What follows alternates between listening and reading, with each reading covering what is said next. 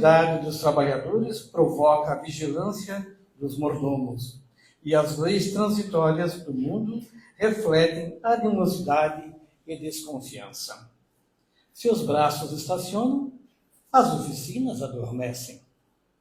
Ocorre o mesmo na esfera de ação espiritual. Quantos aprendizes abandonam seus postos alegando angústia de tempo? Quantos não se transferem para a zona da preguiça porque aconteceu isso ou aquilo em pleno desacordo com os princípios superiores que abraça? E por bagatelas, grande número de servidores vigorosos procuram a retaguarda cheia de sombras. Mas aquele que conserva a acuidade auditiva ainda escuta com proveito a palavra do Senhor. Não há 12 horas do dia? Se alguém anda de dia, não tropeça. Pensemos nisso.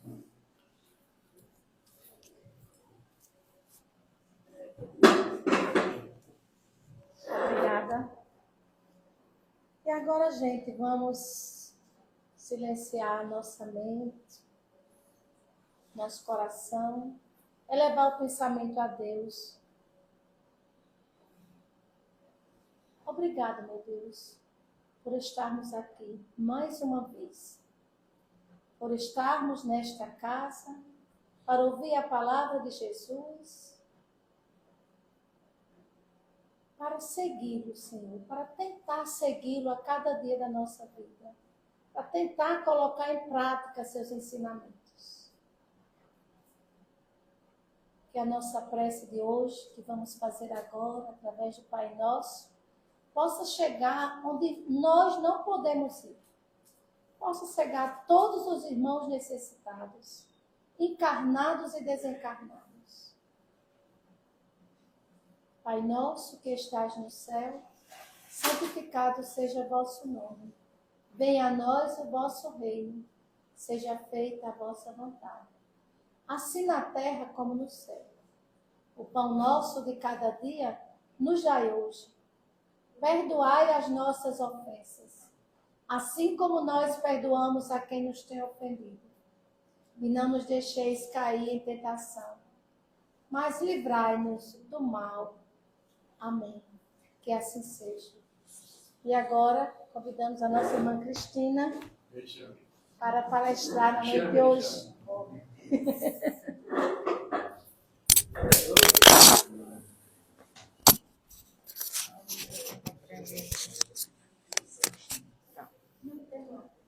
Boa noite a todos, sejam todos bem-vindos, abençoados sejam todos os corações que aqui se encontram. Hoje seria o nosso irmão Nilo Emereciano, mas por algum motivo ele não chegou, então nós vamos fazer aqui a nossa conversa, né, sobre o Evangelho de hoje. Nós continuamos ainda no capítulo 5, Bem-aventurados aflitos, e o tema de hoje é: deve pôr-se a termo as provas do próximo. Parece assim meio complicado, né, de se ouvir, mas a pergunta quer dizer o seguinte: deve-se ajudar a prova do outro?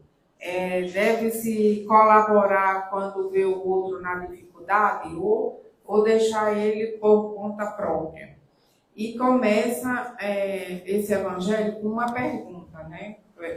Foi um espírito protetor, por nome de Bernardino, que deu essa mensagem. E ele começa com uma pergunta: deve alguém pôr termos às provas do seu próximo quando o possa, ou deve, para respeitar os desígnios de Deus, deixar que siga seu curso? Então ele está perguntando, nós devemos ajudar o nosso próximo quando ele está passando por uma dificuldade, quando ele está passando por uma grande provação, ou nós devemos deixar que ele se vire sozinho, porque foi Deus que determinou que ele passasse por isso e que ele resolva seus problemas lá, sua prova, seus débitos sozinho. E aqui o texto começa dizendo para nós: já vos tenho dito a respeito, e repetido muitíssimas vezes, que estáis nessa terra de expiação para concluirdes as vossas provas e que tudo que vos sucede é consequência das vossas existências anteriores. São os juros da dívida que tendes de pagar. Esse pensamento, porém, provoca em certas pessoas reflexões que devem ser combatidas devido aos funestos efeitos que poderiam determinar. Pensam alguns que, estando na terra para expiar, cumpre que as provas sigam seu curso. Outros há mesmo que não até o ponto de julgar que não só nada devem fazer para as atenuar, mas ao contrário, devem contribuir para que elas sejam mais proveitosas, tornando-as mais vivas. E ele diz, grande erro. Então, todos nós que aqui estamos, neste planeta, encarnados, vivendo aqui neste mundo, todos nós estamos porque temos nossas dívidas a acertar, nossas contas a acertar com o nosso passado, com os nossos inimigos ou os nossos amigos, ou com a nossa expiação, né? Porque quando ele diz prova, você está se submetendo a uma coisa que você já alcançou, um aprendizado que você já alcançou e de repente você diz, eu já aprendi, eu já entendi, mas eu vou me colocar à prova para ver se realmente eu consigo passar pela dificuldade. Já a expiação é diferente, é aquilo que você deve, independente da sua vontade ou não, você vai ter que consertar aquele débito. É uma coisa que ficou das suas vidas anteriores. E como ele diz aqui, são os juros das dívidas que tendes de pagar. Então, muitas vezes, A aula de ontem. e na grande maioria das vezes, todos nós que estamos aqui temos nossas dívidas a pagar. Uns uma dívida maior, outros uma dívida menor. Mas essa dívida nunca é cobrada, ou a gente fala cobrada, mas nunca é pedida a nós que seja por inteiro. Você fez uma coisa desse tamanho e você vai passar do mesmo tamanho, na mesma situação, na vida seguinte, para poder você expiar essa falta. Quer dizer, você sofrer a mesma coisa que você fez o outro sofrer. Não. Deus, em sua infinita bondade, em sua infinita misericórdia, parcela essa nossa dívida em N situações para que você venha viver em cada encarnação, em cada oportunidade de vida que nós temos, ele traz um pontinho daquele nosso problema para que a gente possa viver, para que a gente possa agir em cima daquele problema e tentar nos melhorarmos. Muitas vezes nós viemos para aprender a amar. Eu era uma pessoa muito dura de coração, eu não amava ninguém, eu só amava a mim mesmo. E aí nesta vida, Deus lhe bota com a tarefa de amar. Amar o seu irmão, amar o seu vizinho, o seu colega de trabalho, a sua família. E sempre coloca aquelas pessoas bem dificilzinhas na família para que ele possa trabalhar esse amor. Mas é meu irmão, eu não suporto olhar para ele. Eu tenho grande dificuldade, mas é com esse aí que você precisa se ajustar. Dê um jeito, faça uma prece, peça ajuda a Deus, peça ajuda ao seu anjo guardião, mas é com esse que está dentro da sua casa, esse que é seu irmão, esse que você tem grande dificuldade, que você precisa se ajustar com esse. Então, e outras situações que Deus vai colocando ao longo da nossa vida. E muitas vezes nós vemos pessoas passando por grandes dificuldades e cabe a nós, independente de qualquer julgamento, se puder, ir lá, estender a mão e ajudar. Meu irmão, você não está sozinho, eu estou aqui com você. Eu vou ser o seu apoio. Mesmo que você não tenha condições financeiras, que você não tenha uma palavra naquele momento, mas só em você segurar a mão dele, estar ali do lado e dizer, eu estou aqui. Você não está sozinho. Já é de grande apoio, já é de grande ajuda. Quanto é maravilhoso quando você está passando por uma problemática, por uma situação difícil, e você encontra alguém que, de repente, lhe diz uma palavra que lhe tira daquele pensamento, daquela situação. E não necessariamente são pessoas que são nossos conhecidos ou nossos amigos.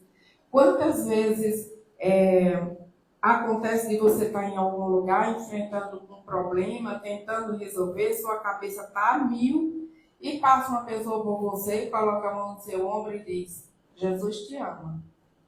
Confia, vai dar certo. E você nem sabe quem é essa pessoa e talvez você nunca mais veja essa pessoa. Mas Deus mandou ali aquele instrumento para lhe dizer que você tenha fé, tenha força, tenha coragem, que vai dar certo. Então, cabe a todos nós, a todos independentes, porque ninguém é tão pobre que não tenha uma ajuda, uma mão que possa estender ao outro, uma palavra amiga que possa dizer, meu irmão, tenha paciência, tudo passa, isso também vai passar, as dificuldades vêm para a gente vencer. Tenha fé, tenha coragem. Isso amanhã é um novo dia. E muitas vezes eu já ouvi o Evangelho dizer, e alguns outros palestrantes, que quando a gente estiver no meio de uma dificuldade, não reclamar, não lamentar, não se desesperar. Mas antes, na hora das suas preces, agradeça a Deus por lhe provar, por lhe colocar à prova naquele momento. Agradeça a Deus da seguinte forma, obrigado, Senhor Deus, por me colocar à prova nesse momento. O que é que eu tenho que aprender com isso? Desperta minha mente para que eu possa entender o que queres que eu faça. Então, quando a gente se coloca dessa forma, e muitas vezes quando eu ouvi, eu ficava pensando, rapaz, a gente tem vezes que está tão preocupado, tão desesperado, que não se lembra nem de rezar. Como é que a gente, no meio de uma confusão, no meio de um problema grave, a gente vai se lembrar de ainda pedir a Deus, de agradecer pelo problema, pela situação? Eu ficava pensando comigo, mas eu já me vi em situações bem complicadas e eu olhei para todos os lados e não encontrei uma saída. E a única saída era Deus. Então, nesse momento, eu disse, meu Senhor, eu estou no meu limite. Eu não sei mais o que fazer. Está nas tuas mãos me direcionar agora o que é que eu devo e o que é que eu não devo fazer. Porque eu não sei mais. Estou no limite das minhas forças, do meu entendimento, da minha sabedoria com relação a isso. E não foi no mesmo dia, não foi na mesma semana, mas as coisas foram se resolvendo pouco a pouco e eu fui, depois, quando passou a situação, eu disse para mim mesmo, nem nos meus melhores pensamentos eu poderia imaginar que tomaria esse rumo, que as coisas tomariam esse rumo. Então, a dificuldade vem para testar a nossa fé, testar a nossa resistência, testar a nossa resiliência diante das situações. Então, é necessário que tenhamos essa fé, que tenhamos essa coragem e que possamos elevar o nosso pensamento ao alto, sempre que a dor bater, que o desespero chegar, que a agonia, E uma coisa assim, eu estava ouvindo uma palestra de um psiquiatra essa semana, e ele dizia o seguinte, que era um conselho que ele sempre dava para as pessoas, para os pacientes, principalmente pessoas que tinham grandes problemáticas ou pessoas que tinham pensamentos reincidentes, aqueles pensamentos que ficam o tempo todo voltando à sua cabeça e lhe perturbando a mente. Ele disse, eu sempre oriento, quando esse pensamento chegar, mentalmente, você pegue esse pensamento, faça uma bola, como se fosse uma bola de neve, faça uma bolinha desse pensamento e diz, eu vou jogar esse pensamento no abismo. Isso eu não quero. Eu não quero mais pensar nisso, eu não quero que isso me incomode. E jogar profundamente no abismo esse pensamento e imediatamente colocar um pensamento novo no lugar. Porque se você não coloca um pensamento novo, aquele pensamento retorna e volta a lhe perturbar. E peço a vocês que na primeira oportunidade que vocês tiverem, faça o teste. Faça o teste para vocês verem se não dá certo. Se não é muito, muito certo isso. Na hora que um pensamento ruim chega, que você possa se livrar dele e jogar ele lá nas profundezas, lá no despenhadeiro, no lugar mais distante que a sua mente conseguir imaginar. E imediatamente coloca um pensamento novo no lugar, que ele não volta a lhe perturbar, a lhe atrapalhar. E segue aqui o texto dizendo, é certo que as vossas provas têm de seguir o curso que Deus traçou. Dar-se-á, porém, conheceis esse curso? Sabeis aonde elas têm que ir?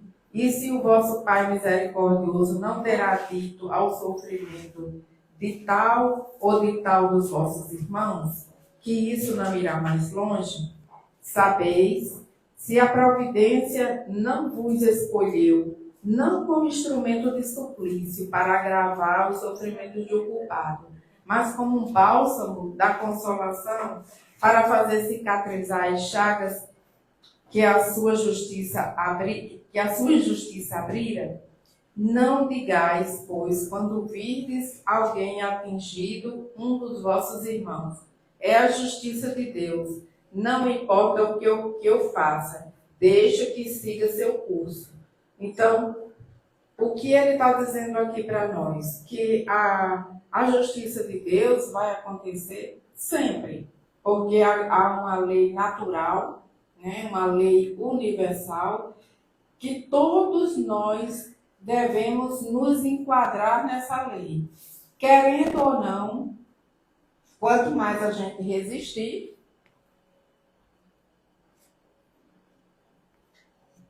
quer dizer, quanto mais desobedientes nós formos a essa lei, mais tempo nós levaremos para entrar em acordo com aquilo que foi determinado por Deus. Então, todos nós, Deus nos criou para sermos bons, mas nem todos nós somos. E, na grande maioria, por isso estamos aqui, em vidas sucessivas, nós fazemos coisas que são bem desagradáveis aos olhos de Deus. E é por isso que a gente volta e mais uma vez, até que a gente possa um dia se tornar anjo. Mas isso depende de cada um, das suas escolhas, do caminho que percorre, daquilo que decide para a sua vida. E todas as vezes que nós nos encontramos em situações complicadas, Deus não nos esqueceu, não está longe de nós. Muito pelo contrário. Quando nós temos um filho na nossa casa, que é o mais problemático, ou que dá mais problema, é mais trabalhoso, é mais teimoso, ou é mais preguiçoso, ou que tem problema de saúde, não é daquele que a mãe mais cuida, não é daquele que a mãe mais está ali o tempo todo amparando, cuidando, percebendo ele. Da mesma forma, é Deus conosco. É aquele que é mais trabalhoso, que não está de acordo com a lei, esse Deus tem mais pertinho dele, para poder endireitar, para poder botar no caminho certo.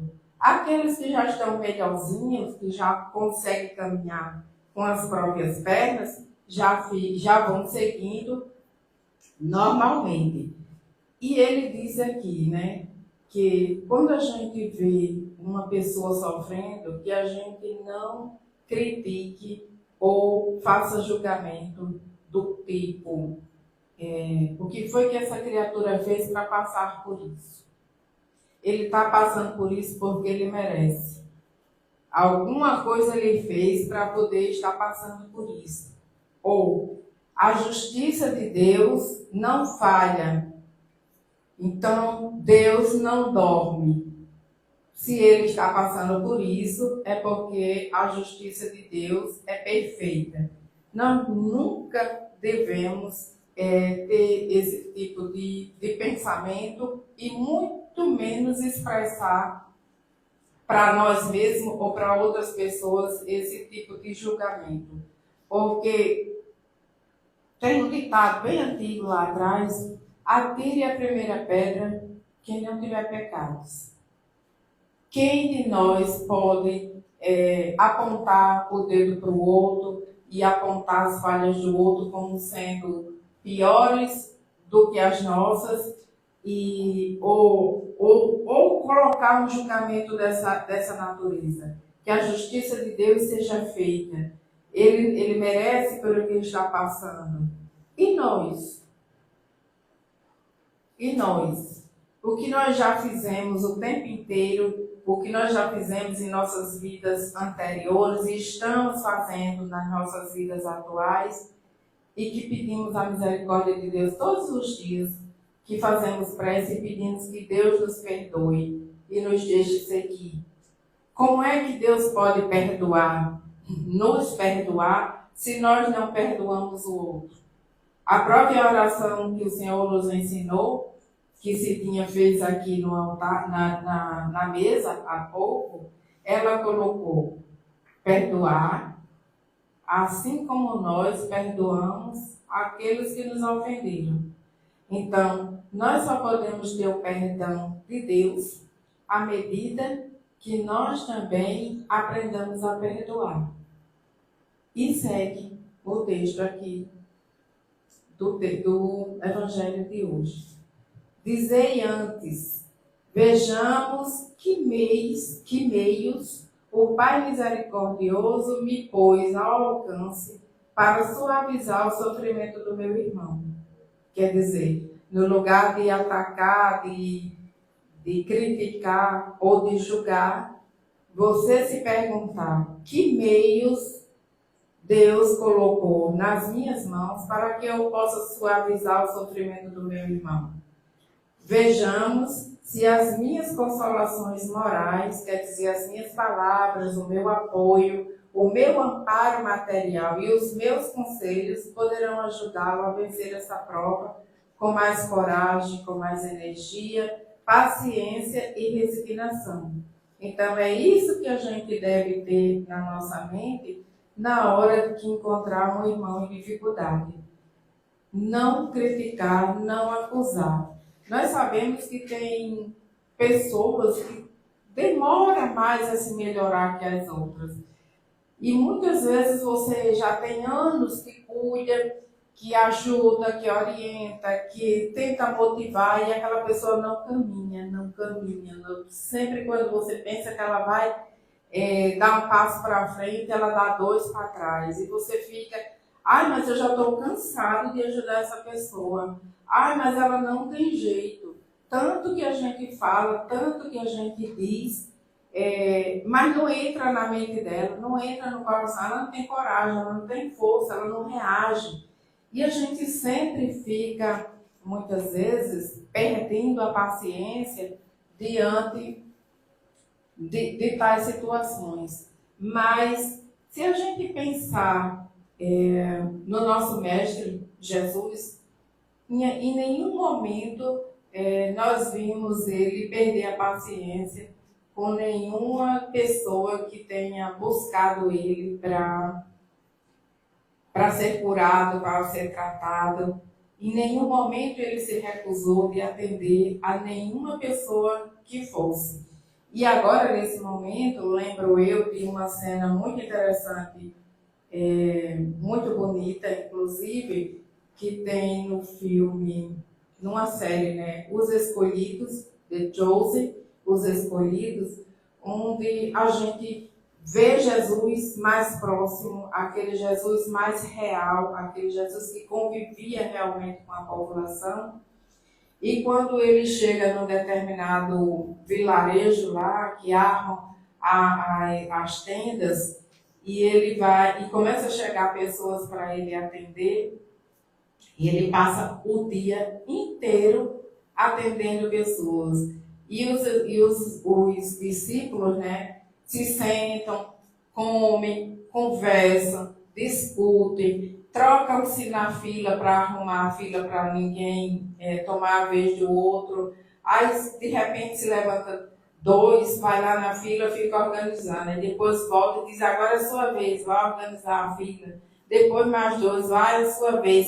E isso o dia inteiro, Jesus atendendo a todos aqueles que se aproximava, que ali chegava com sua necessidade. E entrou pela noite adentro, nesse atendimento, até a última pessoa.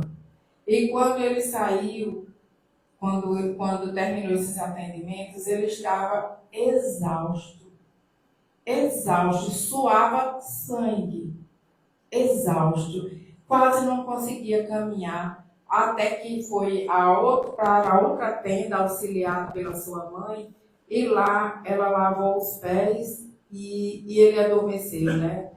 E agradeceu a Deus, que é uma prece muito bonita também que ele faz nesse momento, onde ele diz, bendito seja ti, Senhor, por criares a noite e o dia, esse momento em que eu posso descansar. Então, e mais outras palavras que eu não tenho de memória. Então, nós vemos o sacrifício do nosso mestre, que aqui esteve e que nada devia.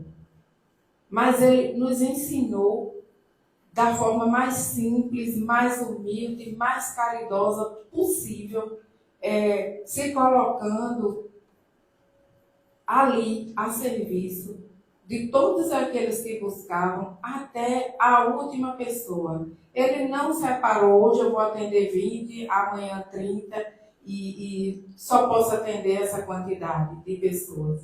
Todas as vezes que nós nos colocamos a fazer um serviço gratuito, um serviço que nos dispomos a fazer sem nenhum custo, uma das coisas que a gente pensa logo eu só posso ficar até tal hora.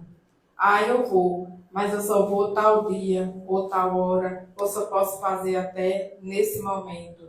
E a gente via que Jesus atendia a todos, sem distinção, e todos os problemas, e todas as situações.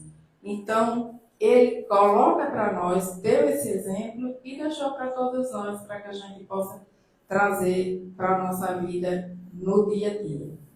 E segue o texto dizendo, vejamos mesmo se Deus não pôs nas minhas mãos os meios de fazer que cesse esse sofrimento, se não deu a mim também como prova, como expiação talvez, deter o mal e parar o sofrimento e substituí-lo pela paz. Quer dizer, no momento em que você está ajudando alguém, você se pergunte a você mesmo, será que Deus, essa não é a sua prova, essa não é a sua forma de expiar, não será esse o seu compromisso aqui na Terra, de vir para ajudar e para fazer esse trabalho? E segue o texto. Ajudai-vos, pois, sempre mutuamente nas vossas respectivas provações, e nunca vos considereis instrumento de tortura. Contra essa ideia, deve revoltar-se todo homem de coração, principalmente todo espírita, porque este, melhor do que qualquer outro, deve compreender a extensão infinita da bondade de Deus. Quer dizer, em momento nenhum que a gente veja um irmão passando por uma situação difícil, que a gente não seja instrumento de tortura, quer dizer, a gente não piore a situação dele, não seja esse algoz, né? Essa pessoa que vá ainda prejudicar ainda mais, piorar a situação dele, mas sim que possamos ajudar. E ele diz principalmente nós espíritas, não porque os espíritas sejam diferentes das outras pessoas, ou sejam melhores ou piores do que as outras pessoas, mas porque a nossa doutrina coloca a responsabilidade na nossa mão. Ela não diz, faça tudo que você quiser fazer, porque na hora da morte, se você se arrepender, você será perdoado e será salvo. Não. Ela diz para o tempo inteiro, enquanto a gente estiver vivendo, a gente praticar boas ações, a gente ser bom, a gente ser caridoso, nós perdoarmos, ser indulgente com os nossos semelhantes, compreender a dificuldade do outro, se puder ajudar, ajude. Então, o tempo inteiro. E ela também coloca na nossa mão a nossa responsabilidade conosco mesmo. O que é que vai ser do seu espírito no futuro? O que é que vai ser da sua próxima vida? Tudo vai depender das suas ações, daquilo que você faz hoje, de como você se comportou nessa vida. Não é Deus que vai te castigar, não é a espiritualidade que vai fazer um planejamento castigando você das suas atitudes. É a sua própria consciência. Porque enquanto nós estamos nesse corpo, nós não percebemos as falhas dos outros. Vocês estão todos sentados aí me ouvindo e podem muito bem estar pensando coisas que não osaria confessar. Aqui, se eu perguntasse o que você está pensando agora, não ousaria confessar. Mas, a partir do momento que nós estamos desencarnados, nós não podemos esconder o nosso pensamento de ninguém. Todas as pessoas, todos os outros espíritos que olharem para nós, vão estar vendo o que é que eu estou pensando, o que eu fiz, as marcazinhas que estão lá no meu perispírito, das coisas que eu realizei durante a minha vida. A gente não consegue se esconder mais de ninguém. Então, não é Deus castigando, é a sua própria consciência dizendo, eu falhei, eu sou um miserável, eu falhei, por que eu fiz isso? Eu preciso voltar, eu me comprometo a voltar, eu quero fazer diferente, eu quero ser um espírito puro, eu quero ser um anjo, um arcanjo. E quando você vê a imensidão do universo, anjos passando, outros espíritos, e você lá aprisionado pelas suas faltas, é a sua própria consciência que pede isso. Não é Deus que te castiga. Então, quando ele diz aqui, principalmente todo espírita, não é porque nós sejamos melhores do que os outros, mas porque a nossa doutrina nos ensina a pensar desta forma. Nós construímos a nossa salvação ou a nossa condenação. Ele nos ensina que tudo está na nossa mão, devido ao grande presente que Deus nos deu quando nos criou e que muitas vezes a gente não sabe usar, o livre-arbítrio. Eu faço as minhas escolhas, eu posso escolher tudo, e Deus nem desce de lá e nem também manda ninguém com chicote dizendo, por aí não, você tem que vir por aqui, não faça isso, faça aquilo. Não. Ele deixa nas nossas mãos a escolha. Ele deixa nas nossas mãos tudo que a gente possa pensar. Nosso pensamento é livre, nossas atitudes são livres. Tudo é livre. Mas, como diz o próprio Evangelho, a semeadura é livre. mas a colheita é obrigatória. E a gente não pode plantar feijão e querer colher manga. Se você plantou feijão, você vai colher feijão. Se você plantou milho, você vai colher milho. Então, não é Deus, mas é a própria lei do universo que nos iguala, que nos faz repensar as nossas atitudes e que nos faz pedir misericórdia a Deus para voltar e refazer tudo novamente.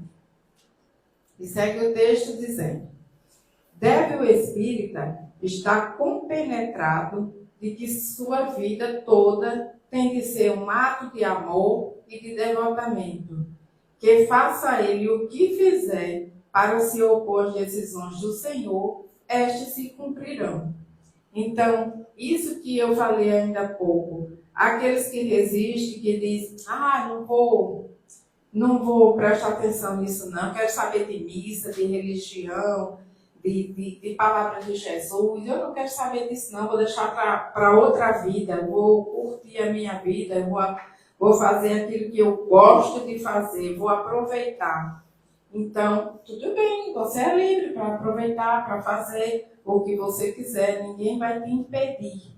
Mas, mais tarde, você vai ter que ajustar contas sobre isso.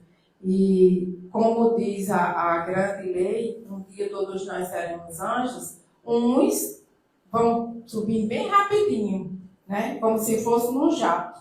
Mas outros vão numa tartaruga, lentamente, exatamente pelas suas próprias ações.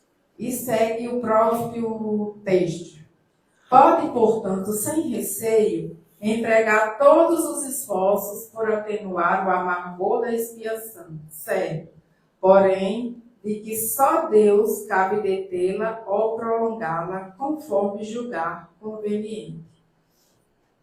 Não haveria imenso orgulho da parte do homem em se considerar no direito de, por assim dizer, revirar a arma dentro da ferida, de aumentar a dose de veneno nas vísceras daqueles que estão sofrendo, sob o pretexto de tal ou tal expiação, ou considerai-vos sempre como instrumento de fazer cessar e não de arruinar. Resumindo, todos estáis na terra para expiar, mas todos, sem exceção, deveis esforçar-vos por abrandar a expiação dos vossos semelhantes, de acordo com a lei de amor e caridade. Bernardino, no Espírito Protetor. Então, ele aqui diz até de uma forma assim muito dura. Não é que você encontre uma pessoa ferida e você ainda vá revirar a arma dentro da ferida para machucar ainda mais. Não, está ali, nós estamos aqui para aliviar a dor, para ajudar a curar da ferida. Assim como o bom samaritano, né? Que todos que por ali passaram não se compadeceram daquele que estava ali no chão jogado, que os ladrões haviam roubado e ainda espancado. E o bom samaritano é o que passou por ali, que viu o homem, que recolheu, cuidou das suas feridas, levou para uma hospedaria e ainda pagou para que cuidassem dele. E se ele gastasse mais alguma coisa para melhorar e poder seguir viagem, quando ele retornasse, pagaria o restante das despesas. Então, o bom samaritano é aquele que chega na hora exata, que chega na hora da necessidade, na hora que mais precisamos e na hora que estamos com a ferida aberta, muitas vezes. Mas quando a gente fala na ferida aberta, não necessariamente tem que ser uma ferida, mas uma dor, uma aflição. Por exemplo, quando um pai ou uma mãe perde um filho numa idade ainda de criança ou adolescente, nós sempre dizemos, é contra a lei da natureza que um pai tenha que sepultar o seu próprio filho. Porque nós sabemos que é uma dor muito grande para um pai e para uma mãe que tem que sepultar o seu próprio filho. Mas não é contra a lei da natureza, é a nossa forma de falar, porque todos nós não temos um tempo determinado, temos um tempo determinado, mas nós não sabemos de quanto tempo. Tem pessoas que vêm aqui apenas para viver 6 meses, 1 ano, 2 anos, 50 anos, 100 anos, 110 anos, mas nós não sabemos quantos anos nós vamos viver. Eu não sei quantos anos eu vou viver, só sei que eu tenho mais passado do que futuro, né? Mas eu não sei quantos anos eu vou viver. Ninguém sabe quantos anos vai viver. Nenhuma criança, nenhum pai que tem um filho sabe se ele vai viver 6 meses, 2 meses, 1 ano, 10 anos, quantos anos. A gente cuida para que se prolongue essa vida até pelo menos os 80 anos, né? Mas a gente não tem essa certeza. Então, cada um vem com um tempo determinado. E só Deus pode dizer quanto tempo nós vamos viver aqui. Porque depende das nossas expiações, depende das nossas provas, depende das nossas missões. E muitas vezes nós podemos perguntar, mas por que morre uma criança numa idade ainda infantil ou adolescente? Essa criança, o que é que ela fez para merecer morrer antes de crescer, antes de poder ser alguém, de poder estudar e ter uma vida feliz? Mas quem garante que essa criatura teria uma vida feliz quando grande? Quem garante que ele seria uma boa pessoa quando estivesse adulto? E muitas vezes, quando acontece um acontecimento desse numa família, é para chamar a atenção daquela família. É para dizer que precisam se unir, que precisam estar juntos, se unir naquele momento da dor. E Deus não encontra os meios corretos de sempre nos chamar para o caminho certo, para o curso do rio, que sempre tem um psicólogo que diz: Deus traçou um rio e nós devemos sempre ir nesse sentido do rio. Mas muitas vezes a gente diz: não quero ir não, vou por aqui. Aí abre um afluente, né, e faz uma volta imensa, mas lá na frente tem que voltar novamente para o curso do rio. Quer dizer, no lugar de você estar seguindo aqui, você só se atrasou na viagem, mas em algum momento você tem que voltar para o curso do rio. E é isso que nós fazemos com as nossas vidas, né? Cabe a todos nós, conforme a doutrina nos orienta e conforme também os ensinamentos do nosso Mestre Jesus, sermos bons. E colocando o exemplo de uma pessoa que é muito querida minha, mas que ele às vezes se achava muito bom e dizia: não, mas eu sou um bom pai, eu fui um bom filho, eu fui um bom marido, eu sou um bom amigo, eu sou uma pessoa boa. E um espírito protetor disse para ele: meu filho, você não está fazendo mais do que sua obrigação. Todas as pessoas no mundo têm que ser boas. As que não são, estão fora da lei, estão fora da regra. Você não está fazendo nada de importante nisso, isso é sua obrigação, é ser bom. Agora, o que você fizer além disso, aí sim vai ser a parte mais importante. Mas, por enquanto, você só está fazendo a sua obrigação de ser um bom filho, bom marido, bom pai, bom amigo e ajudar as pessoas. Isso é para todo ser humano fazer. Mas a grande maioria de nós pensa um pouquinho diferente, né? Vou ajudar os meus. Os outros é outra situação. Tudo que eu puder fazer. E muitas vezes também, nas nossas próprias preces, nós fazemos: ó meu Deus, o meu Pai que está nos céus, cuida de mim e da minha família. Mas a gente não é o meu, é o nosso. Ele é nosso, ele é de todos nós, de toda a humanidade. Não é somente o meu Deus, o meu Pai. Ele é o Pai de todos nós. Então, quando a gente fizer a nossa prece, que faça não só pela nossa família, mas por toda a família universal, que são os nossos irmãos em Cristo. E aqui nesta sala, ninguém pode dizer que não tem um irmão, que não tem um pai, que não tem um tio, porque Deus nos reúne assim em comunidade. Em cada encarnação, nós chegamos aqui com um corpo diferente, com um pensamento diferente, com atitudes diferentes, porque é nosso crescimento natural. Mas, se nós estamos juntos, algo nos reúne aqui. O pensamento, a afinidade, a fé, a esperança, o coração, algo nos reúne aqui. E isso tem uma explicação no Evangelho e na palavra de Jesus. Obrigada a todos pela atenção, pelo carinho, na noite de hoje, porque não seria eu para estar aqui, dizendo Nilo Emereciano. Cristina Emereciano, né? Obrigada, Cristina, pelas explicações.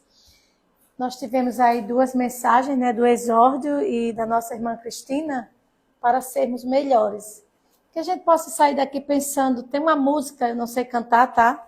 Mas a música diz assim: eu quero ser um vaso novo. Eu quero ser como um barro nas mãos do oleiro. E pede bem assim a música: rompe minha vida, faz-me de novo. Faz-me de novo, Senhor, um vaso novo. Que possamos sair daqui pensando nisso, em querer ser pessoas melhores no nosso dia a dia mesmo. Na prática, no ônibus, em casa, no trabalho, na família. Quantas vezes na nossa casa alguém precisa de um abraço? Um abraço. Por alguma situação. E às vezes a gente nem percebe. No nosso trabalho, na rua. Então, que possamos, estamos bem alimentados da mensagem, né, hoje, que possamos querer ser pessoas novas. E vamos silenciar agora nosso coração, nossa mente, fazendo a prece, pedindo ao nosso Mestre Jesus e à nossa Mãe Maria de Nazaré, os nossos guias protetores, que nos ajudem a sermos pessoas melhores, a praticarmos o bem onde estivermos, por menor que seja. Um abraço, um oi, um bom dia, uma pergunta: como vai você? Precisa de ajuda? Que o nosso Mestre Jesus e a nossa Mãe Maria de Nazaré possa nos ajudar a sermos pessoas melhores. Ave Maria, cheia de graça, o Senhor é convosco. Bendita sois vós entre as mulheres, e bendito é o fruto do vosso ventre, Jesus. Santa Maria, Mãe de Jesus, rogai por nós, pecadores, agora e na hora do nosso desencarne. Que assim seja. Tenhamos todos uma boa noite, uma boa semana. E agora, quem for tomar os passos, pode organizar.